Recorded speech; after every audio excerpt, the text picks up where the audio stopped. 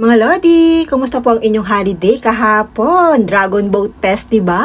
Saan naman kayo nakarating? Medyo magastos din, pero masaya. Ang inyo nga pong Ate Nancy ay dumayo din sa Stanley Main Beach at nanood ng Dragon Boat Races. Tiis ganda sa init, makapanood lang. Pero hindi rin naman ako nagtagal manood at ako'y umuwi na din. At dahil nga nagutom ang inyong kung yan, ako'y nakipagkita din sa aking kaday kay Ate Chel. Sabay nga po kami holiday ngayon pero nauna ako ng konti kasi nga nanood pa ako. Kain tayo mga Lodi, promise masarap dito. Sa halagang 42 Hong Kong dollars, meron ka na pong 10 pieces of dumplings na may kasama na ding drinks. At pagkatapos nga po namin kumain, bumili kami ng bulaklak. Kapag nga po may pagkakataon na magkakasabay kami mag-holiday, dinadalaw namin si Lola. 6 na taon na nga rin po namamayapa ang amo ni ate. Pero hanggang ngayon, nalulungkot pa rin talaga siya. Sobrang ganda ng naging banding nila. Syempre, sa una, hindi. Pero later on, para na rin silang magnanay ang turingan. Dito nga po pala yan sa Chaiwan, sa Holy Cross Catholic Cemetery. Naglalaan nga po talaga kami ng oras para makadalaw dito. Ang sarap kaya sa pakiramdam na madadalaw mo yung taong mahal mo at naging parte na ng buhay mo. Sobrang nga ang paghanga ko dito kay ate sa sobrang mapagmahal at napakabait. Uy, manlilibre na yan. Ay, ari na nga at dumaan kami sa A1 Bakery. Makapagbaon ng tinapay. Pati nga namin din sa Wanchay may palibre pang ice cream. Hindi naman na ako nakipila sa haba talaga. Ay, di ang ginawa ko na laang ay nakibidyo-bidyo at nakipicture na din. Free ice cream nga po yan kahapon habang naghihintay daw ng drone show. At ang pinakaabangan nga namin ay nag-start na. Happy Dragon Boat Festival Hong Kong! Minsan nga lang po mangyari to at sinamantala na namin ang panonood. Sa June 15 po, same place dito. Meron naman pong fireworks display. PM din po ang start. So yung mga Lodi ko, thank you so much for watching sa aking mini vlog at kami uuwi. Nakita nyo naman sobrang siksikan. Bye!